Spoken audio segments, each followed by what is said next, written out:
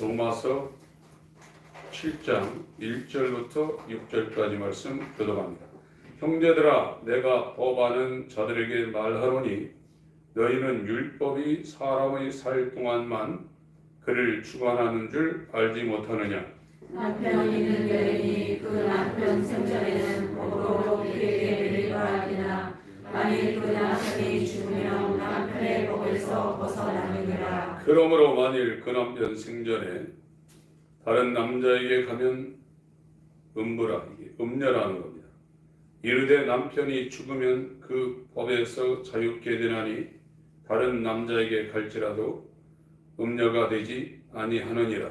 그러므로 내 형제들아, 너희도 그리스도로 말미암아 율법에 대하여 죽음을 당하시니 이는 다른 이 곧 죽은 자 가운데서 살아나신 이에게 가서 우리로 하나님을 위하여 열매를 맺지 하려 함이니라. 우리가 육신에 있을 때는 율법으로 말미암는 죄의 정욕이 우리 지체 중에 역사하여 우리로 사망을 위하여 열매를 맺게 하였더니 이제는 우리가 옹매였던 것에 대하여 죽었으므로 율법에서 벗어났으니 이러므로 우리가 영의 새로운 것으로 섬길 것이요 의인의 묵은 것으로 아니할지니라. 아멘.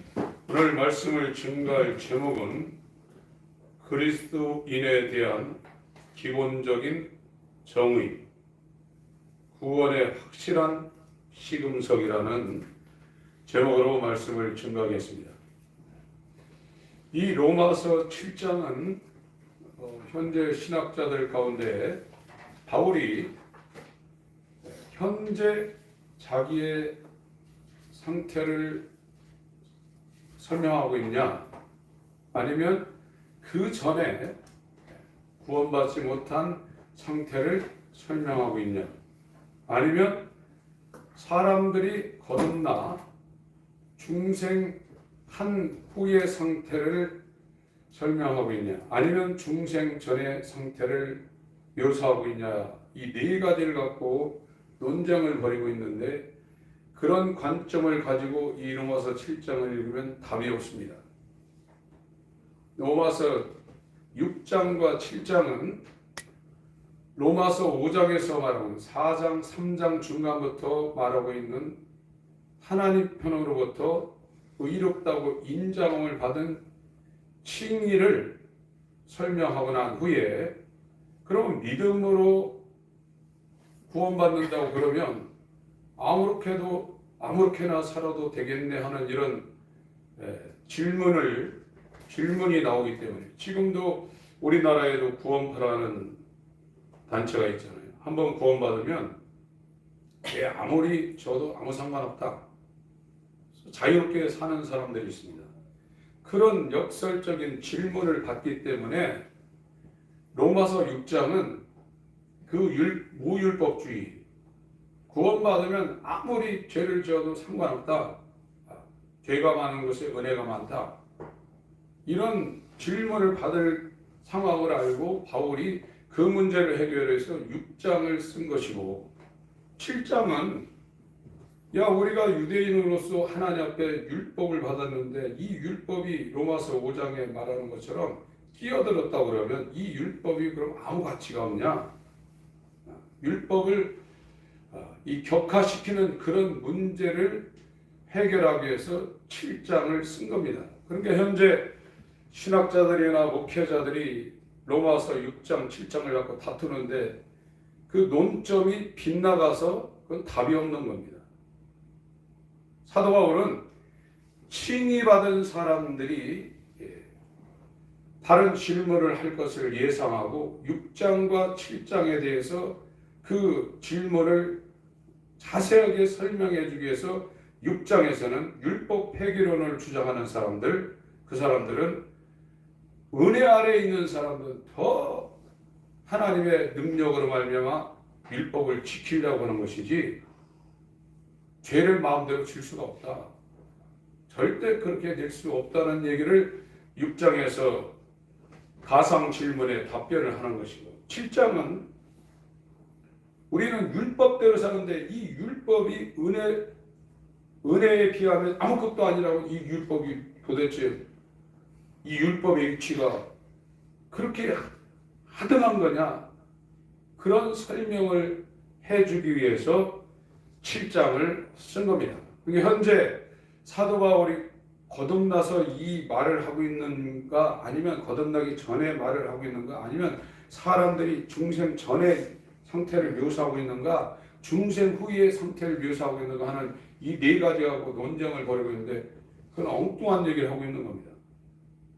바울 사도가 이 로마서 7장을 그런 목적을 위해서 쓰질 않은 겁니다. 이거는 로마서 7장은 구원받은 사람들은 기본적으로 어떤 상황인가를 정확하게 지금 제시하고 있는 거예요. 구원받은 사람, 거듭난 사람, 예수를 믿는 그리스도인의 기본적인 정의가 어떤 상태인가를 말하고 있는 겁니다. 첫 번째로 생명이 달라졌다는 거예요. 지금 교회에서 수많은 사람들이 구원받으려고 교회를 다니고 있는데요. 지금 저와 여러분들의 생명은 태어나서부터 죽을 때까지 바뀌지 않습니다. 성질이 안 바뀌고요. 삶의 목적이 안 바뀝니다. 다만 그거를 수치를 100으로 있던 것을 다운시키는 거예요. 점잖은 사람, 도덕적인 사람, 욕심이 100이라면 20, 30의 사람으로 다운시키고 있는 겁니다. 그건 나무 자체가 변하지 않습니다. 한번 가시나무는 죽을 때까지 가시나무입니다.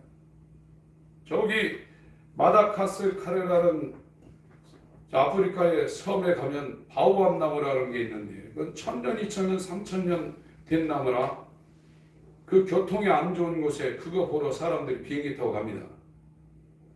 그게 10년, 20년, 30년, 100년, 200년, 1000년 됐다 그 나무가 안 변해요. 그대로예요. 저와 여러분들이 교회를 다니고 아무리 기도하고 금식하고 아무리 성결하게 산다 할지라도 첫 아담에게 속한 나를 위해서 내 중심으로 사는 내 본 생명은 절대 안 변합니다. 다만 바리새인이냐 창기냐 이걸 지금 세상에서 따지고 있는 거예요. 바리새인도 첫 아담에 연결된 옛 본성을 갖고 있는 죄의 종이고 마귀의 종이고 사망의 종입니다. 다 율법 아래 있는 겁니다. 은혜 아래 있지 않습니다. 은혜라는 것은 예수 그리스도 안으로 그 사람이 옮겨진 것을 은혜 아래 있다고 그러는 겁니다. 근데 이거는 인간 편에서는 무슨 수단과 방법을 다 쓴다 해도 이건 불가능합니다. 자기를 버릴 수 없고 자기가 죽을 수 없어요. 언제 이게 끝나냐? 육체가 죽어야 육신의 소욕이 끝나는 거예요. 그러면 예수 그리스도가 우리 안에 들어올 때는 육체가 있어야 돼요. 지금 저와 여러분들이 천사보다 못한 약점을 갖고 있지만 인간이 하나님 앞에 복을 받은 몸을 갖고 있는 거예요. 이 몸을 갖고 있을 때 하나님을 성령으로 예수를 우리 안에 모실 수 있지 몸을 떠나면 그것이 불가능합니다. 이 천사들이 저와 여러분을 정말 부러워한다고 그랬거든요. 천사는 지금 우리보다 훨씬 좋은 유리한 위치에 있습니다. 시공간의 제약을 안 받습니다. 물질계의 제약을 안 받아요. 그런데 천사는 하나님을 자기 안으로 영접하여 생명으로 모셔드릴 수 있는 가능성이 없어요. 그 이유는 몸이 없기 때문에 그래요. 현재 저와 여러분들이 갖고 있는 이 몸은 불완전한 몸입니다. 이 몸 때문에 고생하는 거거든요. 돈이 왜 필요합니까? 이 몸을 먹여 살리는데 필요한 거예요. 이 몸 없으면 돈 필요 없어요. 이 다음에 저와 여러분이 구원받을 때는 이제 완전한 몸의 구속이 이루어질 때는 이런 몸을 갖고 있지 않습니다. 예수님이 부활하신 완전한 몸을 갖고 영원한 생명을 누리며 살 수 있는 완전한 구속이 되는 거예요. 그래서 지금 옛사람에 있다가 새사람으로 옮겨진 사람은 그날을 간절히 소망하게 돼 있어요. 내 몸이 완벽한 몸으로 영화로운 몸으로 부활할 그날을 이 땅 살면서 다른 게 목적이 아니라 그날을 간절히 소망하게 돼 있어요. 근데 왜 교회 다니면서 그런 소망이 없냐? 아직 생명이 안 바뀌었어요. 열심히 기도하고 헌금도 많이 하고 예배도 열심히 다니지만 생명이 안 바뀐 거예요. 내 생명을 그대로 갖고 있는 거예요. 그렇기 때문에 이 생명은 땅을 추구하게 되어 있습니다. 하늘을 추구하지 않습니다. 그러나 거듭난 생명은 절대 땅을 추구하지 않게, 자기가 안 하려고 해서 안 하는 게 아니라 자연적으로 땅이 싫어지는 거예요. 물질계를 소망하고 있지 않습니다. 하나님의 나라를 갈망하게 되어 있는 거예요. 그런데 그것이 안 된 상태에서 현대 교회는 구원받았다고 해놓으니까 신앙생활이 뭔지 지금 모르고 있는 거예요. 신앙생활이 뭔지 모르고 있다고요. 믿음이라는 것은, 구원이라는 것은 기독교인의 가장 기본적인 생명이 바뀐 겁니다. 첫 아담에 속한 땅을 추구하고 자기 중심적으로 자기 목적을 위해 살던 사람을 십자가에 못 박아 죽게 만들고 예수 그리스도의 부활 생명을 그 사람 가운데 주어가지고 사람이 완전히 달라진 거예요. 이거는 인간의 힘으로 되는 게 아닙니다. 하나님이 그 사람을 불쌍히 여기지 않으면 절대 불가능한 거예요. 생명이 바뀌지 않으면 성경적으로 말할 때 믿음이 하나도 없는 거예요. 그 인간의 믿음이죠.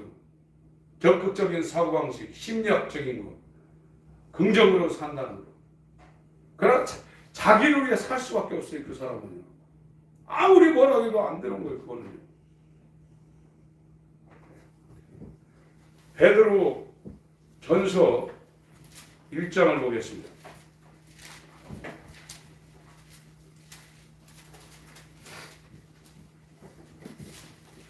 하나님의 긍휼이 저와 여러분들을 향해야 됩니다. 이거를 율법에 대해 정죄를 받으면 그렇게 될 수밖에 없어요. 정말 하나님의 긍휼을 사모할 수 있는 거예요. 나는 아무것도 못해요. 하나님 불쌍히 여기지 않은 저와 여러분의 생명이 어떻게 바뀝니까? 이기적인 내 중심적인 삶이 어떻게 바뀝니까? 다만 그걸 많이 바깥으로 표출하냐 참고서 그걸 표출하지 않느냐에 따라서 바리새인이고 세리창기예요. 그건 자기중심적이에요. 그게 종교생활입니다. 못 벗어납니다. 기독교의 첫 번째는 생명이 바뀌는 겁니다. 내 생명, 첫 아담에 속한 생명으로 살다가 하나님의 아들의 생명으로 바뀌어버리는 거예요.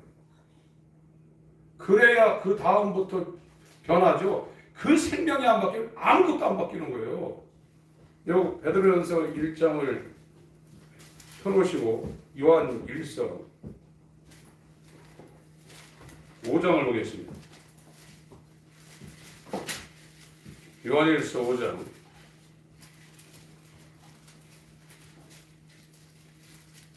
10절부터 12절까지 같이 읽겠습니다. 시작. 하나님의 아들을 믿는 자는 자기 안에 증거가 있고 하나님을 믿지 아니하는 자는 하나님을 거짓말하는 자로 만드나니 이는 하나님께서 그 아들에 관하여 증거하신 증거를 믿지 아니하였음이라. 또 증거는 이것이니 하나님이 우리에게 영생을 주신 것과 이 생명이 그의 아들 안에 있는 그것이니라. 아들이 있는 자에게는 생명이 있고 하나님의 아들이 없는 자에게는 생명이 없느니라. 하나님의 아들이 저와 여러분한테 들어오지 않으면 우리는 첫 아담이 그대로 있는 거예요. 이렇게 되면 어떻게 되냐? 자기 뜻대로 살 수밖에 없어요. 그걸 자기가 안다고 해서 그걸 안 하는 게 아니에요. 다음은 뭐냐? 100으로 했던 거 30으로 20으로 줄이고 있는 거예요. 그러나 결국은 자기를 위해서 사는 거예요. 이 사람은 교인은 될 수 있어도 그리스도인은 될 수 없습니다. 지금 교회는 교인들을 만들어내고 있어요. 그건 10만 명, 100만 명, 1000만 명이라도 아무 의미 없습니다. 그날에 가서 내가 널 모른다? 다 그런 말을 들을 수밖에 없어요. 생명을 바꾸는 겁니다, 여러분. 기독교는 완전히 생명을 바꾸는 거예요. 자기를 위해 살던 사람을 예수를 위해 살 수밖에 없는 사람으로 바꾸는 거예요. 근데 자기가 죽지 않으면 결제하는 것뿐이에요. 목적은 안 바뀌어요. 예수와 연합하지 않으면 아버지를 위해 살 수가 없어요. 핑계를 대는 겁니다. 이렇게 하니까 나 도와주세요. 이러는 거예요. 기독교인은 자기가 죽은 자입니다. 하나님의 생명으로 사는 자입니다. 하나님의 생명이 왔어요. 여기 와가지고 첫 아담에 속한 생명으로 사는 것이 아니라 하늘에서 우리 가운데 생명을 갖고 우리 가운데 들어오시려는 독생자로 오셨다가 맏아들로 부활하신 예수의 생명이 지금 들어버렸어요. 신적인 능력이 이 안에 지금 들어와 있는 겁니다. 그래서 그 힘으로 살아가는 것이 기독교인이에요. 근데 이것을 지금 다 방관하고 방치하고 있어요. 교회 떠날까봐 이 메시지를 알고도 제대로 못 전하는 분도 있고 많은 분들이 기독교가 뭔지 모르고 있는 상황입니다. 다시 한번 읽습니다. 요한일서 5장 11절 12절 읽습니다. 시작. 또 증거는 이것이니 하나님이 우리에게 영생을 주신 것과 이 생명이 그의 아들 안에 있는 그것이니라. 아들이 있는 자에게는 생명이 있고 하나님이 아들이 없는 자에게는 생명이 없느니라. 정확한 말입니다. 이거를 예수님에 대해서 우리가 성경적으로 머리로 이걸 다 알고 인정하고 그걸 동의한다고 해서 생명이 들어오는 게 아니에요. 그 작업이 필요합니다. 예수님이 우리 안에 들어와야 돼요. 말씀이 육신이 되어 우리 가운데 거하심에 그랬거든요. 장막을 치고 거기에 거한다는 겁니다. 너희가 하나님의 성전인 것과 할 때 예수 그리스도가 하나님의 성령으로 우리를 성전 삼고 들어와 있다는 거예요. 그것이 하나님의 자녀가 되는 권세를 받은 사람인데 이 사람들은 혈통으로나 육정으로나 사람의 뜻으로 나지 않냐고 하나님께로부터 다시 태어난 자들인 거예요. 완전히 다시 살아났다는 거예요. 이것을 예수께서 이루시려고 그가 육신으로 율법 아래 여자에게서 율법 아래 태어나셔서 그가 그 몸을 가지고 십자가에 죽었어요.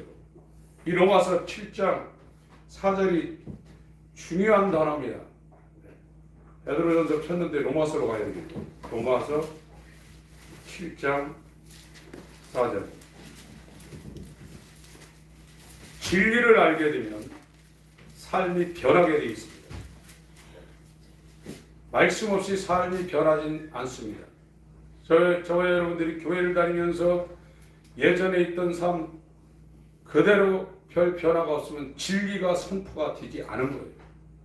반드시 진리는 그 사람을 변화시키게 되어 있습니다. 로마서 7장 4절을 읽겠습니다. 시작. 그러므로 내 형제들아 너희도 그리스도의 몸으로 말미암아 율법에 대하여 죽임을 당하였으니 이는 다른 일 곧 죽은 자 가운데서 살아나신 이에게 가서 우리로 하나님을 위하여 열매를 맺히게 하려 함이니라.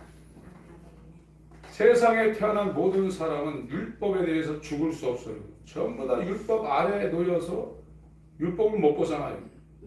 율법의 정죄를 받게 되어 있습니다.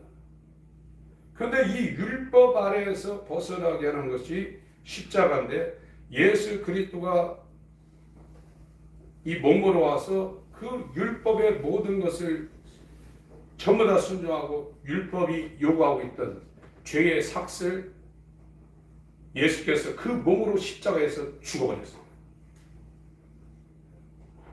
지금 그거를 이제 가르쳐서 그걸 인정한다고 죄사함 받았다고 그런단 말이에요. 근데 예수 그리스도의 몸으로 말미암아 저와 여러분들이 율법에 대해 죽고 죄에 대해 죽는 것이지, 그걸 지식적으로 이해한다고 해서 율법에 대해 죽고 죄에 대해 죽는 게 아니에요. 예수 그리스도의 몸이 십자가에서 죽으심으로 율법에 대해 예수님은 죽고 죄에 대해서 죽어버렸어요. 다시는 율법이나 죄가 예수를 주장하지 못하는 겁니다. 저와 여러분들이 율법에 대해서 죽고 죄에 대해서 죽는 유일한 방법은 그 예수 그리스도의 십자가에 달린 그 몸과 연합을 해야 돼요. 그래 율법이 저와 여러분을 정죄할 수가 없는 겁니다. 죄가 우리를 주장할 수 없는 거예요. 주장이라는 게 뭡니까? 주관이 뭡니까? 붙잡고 흔든다는 거예요. 왜 교회를 다니면서 죄가 우리를 붙잡고 오라고 하면 가고 그 죄가 명령하면 그 죄를 지을 수밖에 없냐? 그 죄가 그 사람의 주인이기 때문에 그렇게 할 수밖에 없는 거예요. 그런데 이 죄에 대해 죽고 율법에 대해 죽고 세상에 대해 죽고 나에 대해 죽을 수 있는 유일한 방법은 십자가에 못 박힌 그리스도의 몸과 연합되어야 이게 내게 이루어진다는 거예요. 그때 나는 세상에 대해서 죽고 세상에 미련이 하나도 없는 거예요. 죄에 대해서 죽고 나 중심적으로 살 수밖에 없는 첫사람 아담에 속한 옛사람에 대해서 완전히 죽어버리는 거예요. 그러니까 나를 위해서 안 살죠. 근데 버젓이 내가 살아있는데 어떻게 나를 위해서 안 삽니까? 그걸 성경적으로 안다고 해서 되는 게 아닙니다. 눈만 뜨면 나를 위해서 사는데요. 생명 자체가 난데요. 그런데 예수 믿으면 잘 된다고 그런 말이 앞서고 있어요. 그거는 복음이 아닙니다. 여러분들이 잘 돼봐야 얼마나 잘 되겠어요. 돈도요, 돈 있는 사람 벌지 돈 없는 사람은 돈 벌기 점점 힘들어집니다. 세상은 고생하러 태어난답니다. 수고와 슬픔이 가득한 거, 멀리 있는 그런 파랑새를 붙잡으려고 따라가다 결국 못 붙잡고 죽는 데가 세상입니다. 이 세상은 복이 없는 것이고 생명이 없는 흑암이라고 그랬어요. 여러분 기독교가 뭔 줄 아십니까? 너 죽으라는 얘기입니다. 너를 위해 네 뜻대로 살던 그 생명은 마귀적이고 사망이고 결국은 멸망하니까 그 멸망한 생명을 빨리 육체가 있을 때 죽일 수 있는 유일한 하나님의 은혜인 십자가에 너도 못 박으라는 거예요. 그래서 나를 부인하고 나를 부정하고 정말 하나님의 뜻대로 살 수 없는 납니다 하며 나를 미워하며 제발 나를 십자가에 못 박아 죽여 주시옵소서 하는 사람들, 이 사람들이 회개하는 사람들이에요. 어느 순간에 하나님이 그 사람을 붙잡아가지고 수동태로 십자가에 2000년 전에 인류의 죄를 짊어지신 그 예수 그리스도의 몸과 연합해서 죽여버린다는 거예요. 얼마나 놀랍지 않습니까? 그럴 때 이제 수고하고 무거운 짐이 벗겨지는 거예요. 나를 위해 안 삽니다. 지금 사람들은 자기를 위해 살고 자기 문제가 어떻게 될까 걱정해. 그건 평생 그렇게 살 수밖에 없어요. 그런데 자유라는 것은, 진리로 자유한다는 것은 자기가 없어진 거예요. 그게 자유입니다. 자기가 있는 사람은 평생 수고하고 무거운 짐을 질 수밖에 없어요. 나는 죽고 예수가 사는 게 진리로 자유한 겁니다. 예수가 내 안에 살기 때문에 나는 삶의 목적이 예수님이 아버지를 위해서, 이웃을 위해서 예수 그리스도를 십자가에 못 박은 그거 위해 사는 거예요. 그 전에는 종교적으로 하는 겁니다. 그러니까 자기가 해놓고 자기 의의를 드러낼 수밖에 없는 거예요. 그러나 생명이 바뀐 사람은 자기가 사라진 사람이기 때문에 자기가 했다고 할 수가 없게 돼 있어요. 왜? 예수님이 했기 때문에. 여러분, 기독교는 생명을 바꾸는 것이고 지옥 갈 사람을 완전한 하나님의 영생의 나라로 이끄는 유일한 겁니다. 여러분, 교회 다니다 생명이 안 바뀌면 여러분 구원 못 받습니다. 가시나무 자체로 있다가 불탑니다. 생각해 보셨습니까? 저는 그걸 깨닫고 잠이 안 오더라고요. 야, 이거는 저도 열심히 했잖아요. 저도요. 군대 갔다 와가지고 신앙생활 얼마나 열심히 했는지 모릅니다. 기도도 얼마나 세게 했는지 모르겠어요. 제 주위에 기도하면 사람들이 다 비껴갔어요. 하도 소리치니까. 기독교가 뭔지를 몰랐어요. 그렇게 하는 건 줄 알았어요. 근데 어느 순간에 하나님께서 이걸 보여주셔서 그때부터 고민을 하기 시작했고 기도가 달라져요. 기도가요. 여러분, 지금 옛날에 했던 그런 종교적인 기도를 하고 있으면 율법이 뭔지 모르는 분이고 복음이 뭔지 모르는 분입니다. 율법과 복음을 알게 되면 기도의 내용이 방향이 완전히 달라지게 돼 있어요.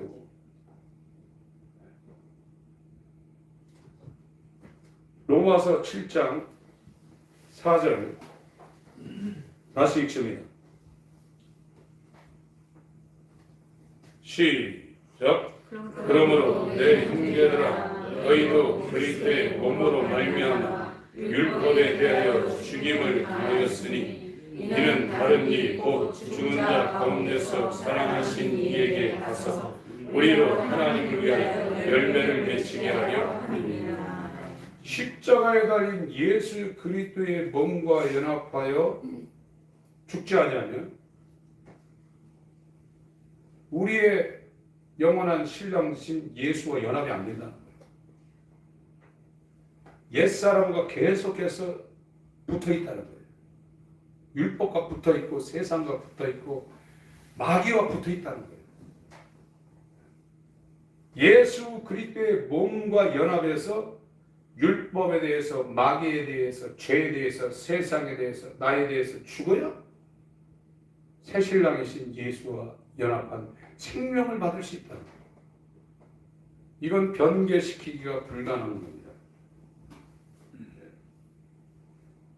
이 말씀이 들리시는 분들은 가능성이 있어요.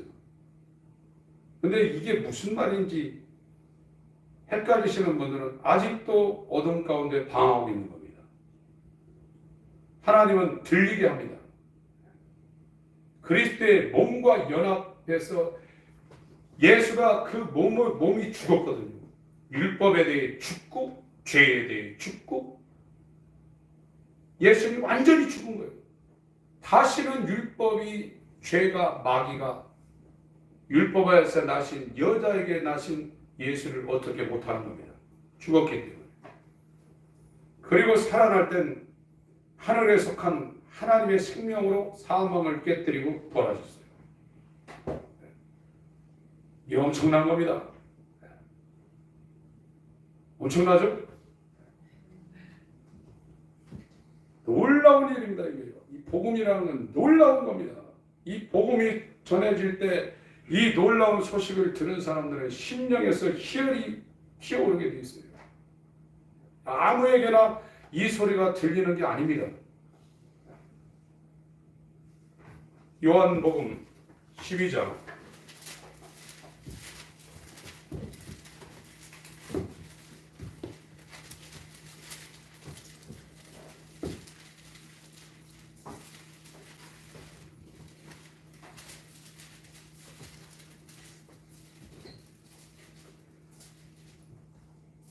38절 이는 선지자 이사야의 말씀을 이루려 하심이라 가로되 주여 우리에게 들은 바를 누가 믿었으며 주의 발이 네게 나타나나이까 하였더라. 이사야 53장에 있는 내용이죠. 나타난 사람이 별로 없다는 겁니다. 저희가 능히 믿지 못한 것은 이 까닭이니 곧 이사야가 다시 이르시되 예수님이 예언대로 왔는데 그 예수님을 믿지 못한다는 거예요. 예수님이 나타내 보이는 사람이 거의 없다는 겁니다. 그런데 왜 이런 일이 벌어지냐? 39절부터 40절까지 읽습니다. 시작. 저희가 능히 믿지 못한 것은 이 까닭이니 곧 이사야가 다시 일렀으되 저희 눈을 멀게 하시고 저희 마음을 완고하게 하셨으니 이는 저희로 하여금 눈으로 보고 마음으로 깨닫고 돌이켜 내게 고침을 받지 못하게 하려 함이니라 하였습니다. 계속 있습니다. 43절까지 시작. 이사야가 이렇게 말한 것은 주의 영광을 보고 주를 가리켜 말한 것이라. 그러나 가는 중에도 저를 믿는 자가 많되 바리새인들을 인하여 드러나게 말하지 못하니 이는 추례를 당할까 두려워합니다. 저희는 사람의 영광을 하나님의 영광보다 더 사랑해요. 왜 못 믿냐면 하나님 편에서 가리신다는 거예요. 하나님 편에서 믿지 못하도록 하나님 편에서 가리신다는 거예요. 들어도 듣지 못하는 건 하나님 편에서 듣지 못하게 막는다는 거예요. 이것보다 저주가 어디 있습니까? 복이라는 것은 말씀이 들려와야 됩니다. 하나님 말씀이 들려오는 사람은 복이 있는 사람입니다. 그 말씀이 성령으로 역사해서 영원히 가시남으로 살 수밖에 없는, 자기 중심적으로 살 수밖에 없는 사람을 하나님의 아들과 연합한 새 생명으로 만들기 때문에 말씀이 들려와야 돼요. 이 말씀은 사람을 완전히 새 사람으로 변하게 만드는 하나님의 영이요 생명입니다. 그런데 어떤 사람들은 하나님 편에서 들어도 못 듣게 하고 봐도 못 보게 하고 마음이 있어도 깨닫지 못하게 하나님이 그런다는 거예요. 얼마나 저주입니까? 여러분, 하나님의 말씀이 들려오기 시작하면서 그 사람이 변하기 시작해요. 진리가 선포될 때 그 말씀이 들려오기 시작하면서 그 사람의 삶은 반드시 말씀은 성령과 함께 역사하는 거거든요. 물과 성령으로 거듭난다는 것은 성령은 말씀을 재료로, 수단으로 말씀을 타고 역사하는 겁니다. 말씀이 선포될 때 그 성령이 그 말씀을 통해 그 사람을 만들어버리는 거예요. 새 창조를 해버리는 거예요. 그래야 하나님의 나라를 보고 하나님의 나라에 들어갈 수 있다는 거예요. 니고데모라는 유대인의 통치자와 예수님이 밤에 대화를 나누는 말씀의 핵심입니다. 말씀을 여러분들이 사모하셔야 돼요.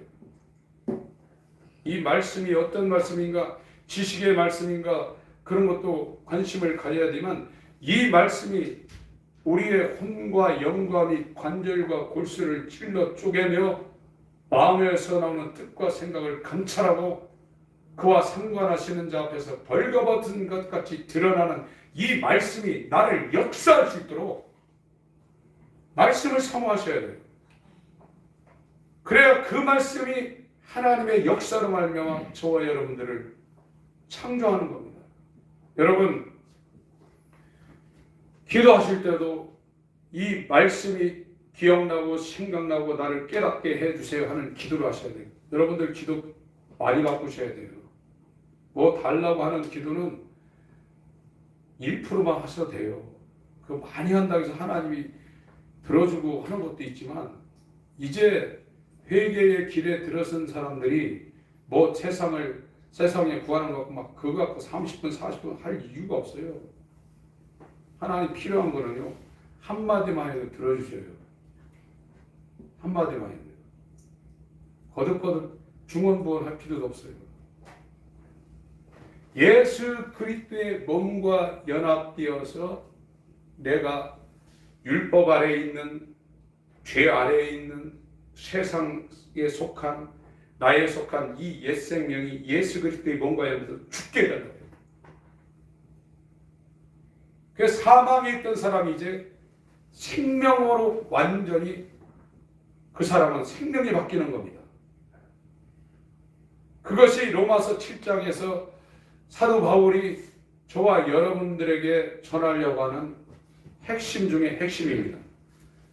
베드로전서 펴는데 하겠습니다.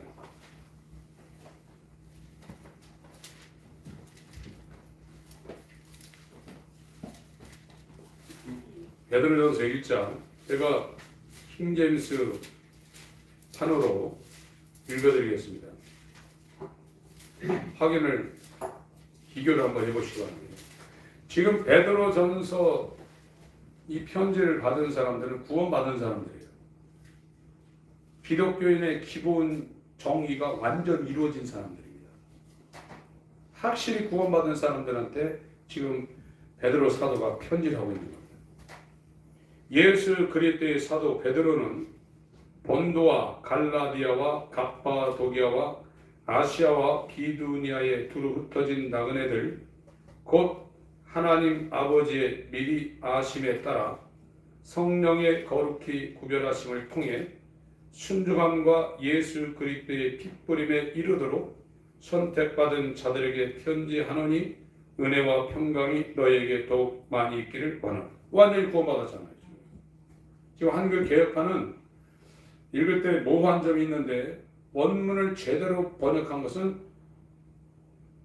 2절 곧 하나님의 미리 아심에 따라 하나님 미리 알고 있다는 거예요. 이 사람들은 성령이 거룩히 구별한다는 겁니다. 구별하심을 통해 순종함과 예수 그리스도의 핏부림에 이르도록 순종과 예수의 핏부림에 이르는 사람들은 하나님이 미리 하신 자들이고 그 사람들은 하나님이 성령이 거룩히 구별한다는 겁니다. 이 사람들이 누구냐? 선택받은 자들이에요. 선택받은 자들에게 편지하노니 은혜와 평강이 너희에게 더욱 많이 있기를 원하노라. 그레이스, 평강은 샬롬이죠.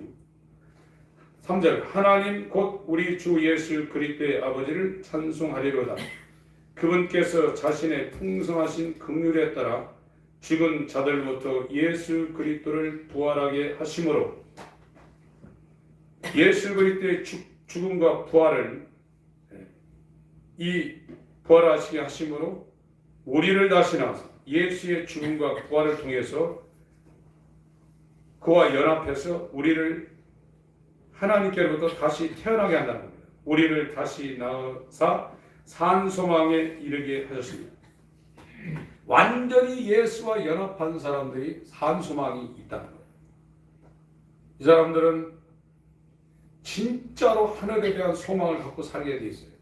땅에 소망이 있는 게 아닙니다. 땅은 이미 버렸습니다. 여기에서 잘 살든지 못 살든지 건강하든지 아프든지 아무 상관없습니다. 이제 나는 예수 그리스도의 남은 고난의 공생애를 내 교회를 위해 내 육신에 채우며 내 속에서 능력으로 역사하신 역사를 따라 힘을 다하여 수고하는 그리스도가 가신 십자가의 길을 가면서 그분이 다시 오실 때 몸의 구속, 이 불완전한 몸을 벗고 영화로운 몸을 완전히 힘든 그날을 소망하며 손꼽아 기다리는 거예요. 이게 그리스도입니다. 4절 썩지 않고 더럽지 않으며 사라지지 아니하고 너희를 위해 하늘에 마련된 상속 유업을 받게 하셨나니 하나님의 나라를 하나님의 자녀가 되어서 그걸 상속받는다. 영원한 생명의 나라. 너희는 마지막 때에 드러내려 5절 예비된 구원에 이르도록 믿음을 통해 하나님의 권능으로 보호받고 있느니라. 하나님의 아들이 되면 하나님의 영으로 하나님이 절대 그 사람을 세상에 뺏기지 않게 합니다. 내가 나를 책임지는 것이 아니라 예수 그리스도와 연합돼서 죽고 다시 살아난 사람은 하나님이 그 사람을 책임지는 거예요. 하나님이 인도하는 거예요. 그걸 자기가 알고 있어요. 하나님이 나를 인도한다는 걸 자기가 알고 있어요. 그러나 그게 안 된 사람은 자기가 자기 길을 따라가는 거예요. 직장을 선택할 때, 배우자를 선택할 때, 어떤 걸 선택할 때 자기가 계획하는 거예요. 예수와 완전히 연합된 사람은 하나님이 그 사람의 길을 앞서가서 그 사람을 끌고 다니는 거예요. 이게 하나님의 아들이라고 로마서 8장 13절 14절 말하고 있잖아요. 갈라디아 2장 5장 24절 25절 26절 말하고 있잖아요. 자기가 알아요. 하나님의 아들은 하나님의 영으로 그 사람을 인도하고 있다는 거예요.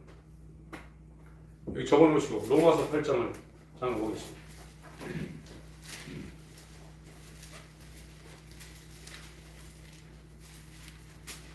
12절, 13절, 14절 읽습니다.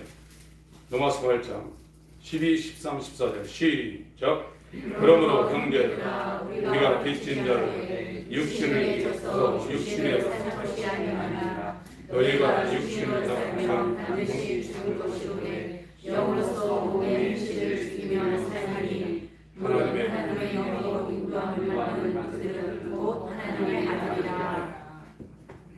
제 성경이 좀 달라서 같은 내용인데 조금 단어가 다릅니다. 하나님의 아들은 하나님의 영이 인도하고 있다는 거예요. 베드로전서로 갑니다.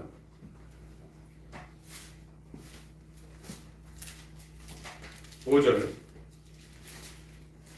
베드로전서 1장 5절 너희는 마지막 때에 드러내려고 예비된 구원에 이르도록 믿음을 통해 하나님의 권능으로 보호받고 있느니라.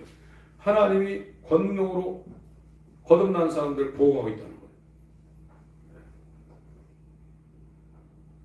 하나님께 그렇게 다 맡기는 거예요. 믿음의 시작은 자기를 버리는 일입니다. 그러나 믿음이 성숙하면 다 맡깁니다. 살든지 죽든지 주 뜻대로 써서 믿음이 성장하기는 다 맡기는 거예요. 그래서 오직 어떤 일을 할 때 이걸 어떻게 해야 됩니까? 기도도 그런 거 물어보는 거예요. 하나님, 지금 하나님이 나한테 이거 하라고 그러는데 이걸 어떻게 해야 됩니까? 이런 거 물어보는 거예요. 뭐 해달라고 하는 것은 종교적인 기도입니다. 그 기도가 뭔지를 기도학교에 들어오지 않은 상태예요. 성경에서 말하는 기도는 하나님이 시킨 일을 세상 말로 오다를 받고 이 문제를 어떻게 해야 됩니까? 이거 물어보는 거예요. 그런 거 기도하는 거예요. 완전히 다른 겁니다. 종교 생활하는 그 상황하고 기독교, 예수 그리스도의 몸과 연합해서 자기는 죽고 예수가 산 이 기독교의 삶의 이 패러다임과 종교 패러다임 완전히 다른 거예요. 근데 우리가 평생 몇십 년 동안 종교 생활했기 때문에 이게 예수 믿는 건 줄 알고 착각하고 있는 거예요.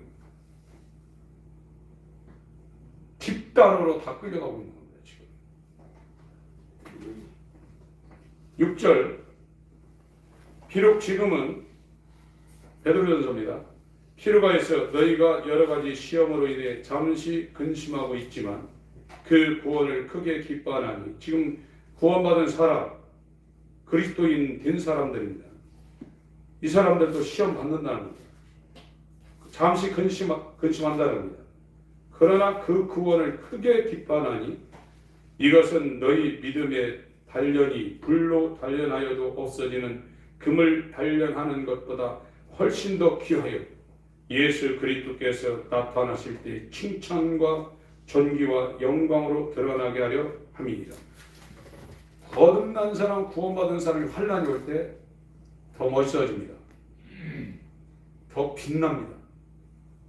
더 24K보다도 더 순도 높은 완벽한 믿음의 사람으로 그 사람은 연단되어집니다. 그러나 종교 생활하는 사람한테 환난이 올 때는 다 쓰러집니다. 그렇게 되게 되어 있어요. 하나님께서 구원받은 사람들한테 환난을 것은 완벽한 순도 100%의 그리스도인을 만들기 위한 하나님의 공정이에요. 그래서 더 감사한 거예요. 환난이 올 때 걱정이 들지만 정말 예수 그리스도와 연합되어서 그의 몸으로 말미암아 자기가 죽은 사람은 환난 가운데도 기뻐하고 감사한다고 그러지 않습니까? 진짜 그렇게 됩니다. 그건 하나님의 역설적인 사랑입니다. 좋은 걸 주고 하는 것도 있지만 하나님이 사랑하는 사람들은 다 책망하여 징계한다고 했어요. 빛의 책망을 가한다고 했습니다. 징계한다고 했습니다. 그 과정을 통해서 갓난아이가 장성한 예수 그리스도의 수준까지 복음의 하나님의 의가 나타나서 믿음에서 믿음까지 계시되었는데 오직 의인은 믿음으로 말미암아 살려는 이 과정에 하나님이 그 사람을 강제로 몰아넣는 거예요. 이 환난도 기뻐하죠. 그러니까 환난은 인내는 체험을, 연단이 체험이라는 겁니다. 연단은 소망을 이루는 줄 알미니라. 이렇게 말씀하고 있어요. 베드로전서 1장 8절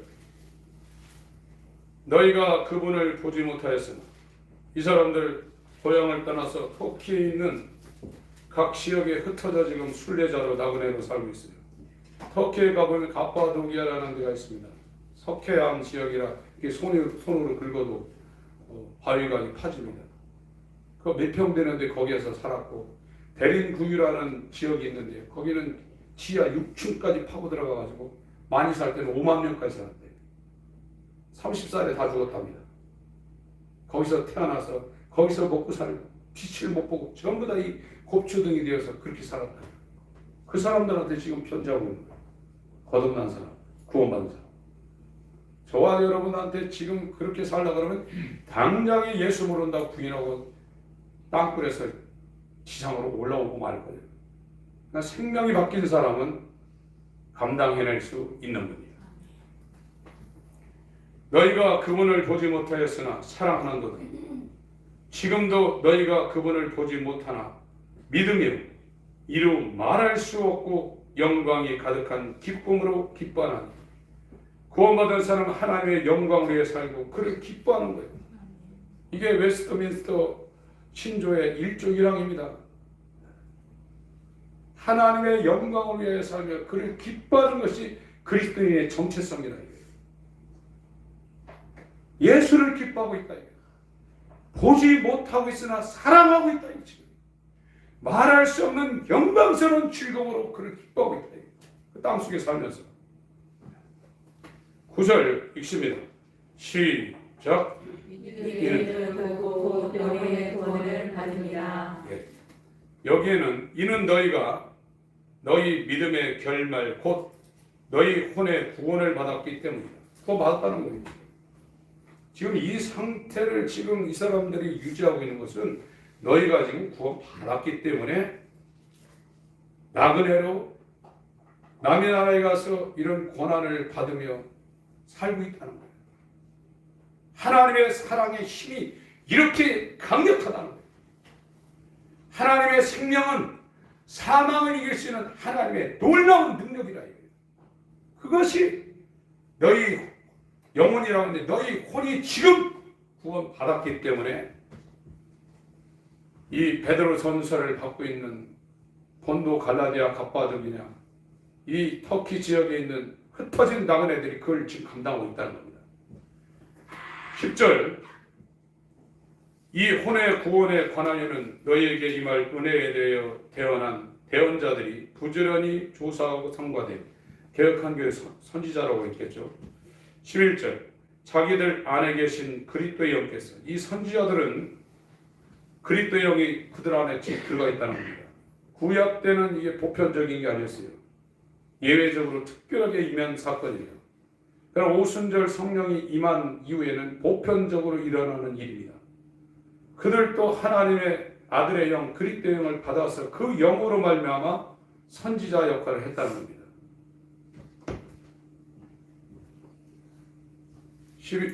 11절 읽었나요? 11절 자기들 안에 계신 그리스도의 영께서 그리스도의 고난과 그 뒤에 있을 영광을 미리 증언해 주실 때 그 영께서 무엇을 혹은 어느 때 표적으로 보여주셨는지 탐구하였느니라. 그러니까 구약의 율법이나 선지자나 시편이 예수 그리스도에 대해서 증거했다고 했죠. 예수님이 누가복음 24장 45절에 그 율법과 선지자 시편이 내게 대해 기억한 거라고 했죠. 예수님이 어떻게 와서 어떻게 공생을 살다가 어떻게 죽으시고 어떻게 부활하시고 어떻게 올 건가를 구약의 다 선지자들이 자기들 속에 있는 그리스도의 영으로 다 예언을 했다는 거예요. 그대로 와서 그대로 사시다 그대로 죽으시고 그대로 부활하시고 그대로 다시 온다는 거예요. 12절 그들이 자기들을 위해 그것들을 수행하지 아니하고 우리를 위해 수행하였음이 그들에게 계시되었는데 선지자들입니다. 대언자들 그것들은 곧 복음을 선포한 자들이 하늘에서 보내신 성령님과 더불어 이제 너희에게 전한 것이요 성령으로 했다는 겁니다. 그 마지막 절 천사부터 읽겠습니다. 시작. 천사들도 살펴보기를 갈망하는 것입니다. 천사들이 흠모한다는 거, 이 구원이요. 천사들이 부러워한다는 겁니다. 옛사람이 십자가에 못 박혀 그리스도의 몸으로 죽고 부활하신 예수의 생명과 다시 연합해서 살아나는 하나님의 아들이 되는 것은 하늘의 하나님의 영광 중에 거하고 있는 천사들이 흠모하고 부러워한다는 겁니다. 이 복음입니다. 여러분들, 나는 안 죽고 예수를 믿을 수 있는 방법은 없습니다. 그 믿음은 가짜 믿음입니다. 내가 죽어야만 예수를 믿을 수 있습니다. 이게 십자가의 지혜입니다.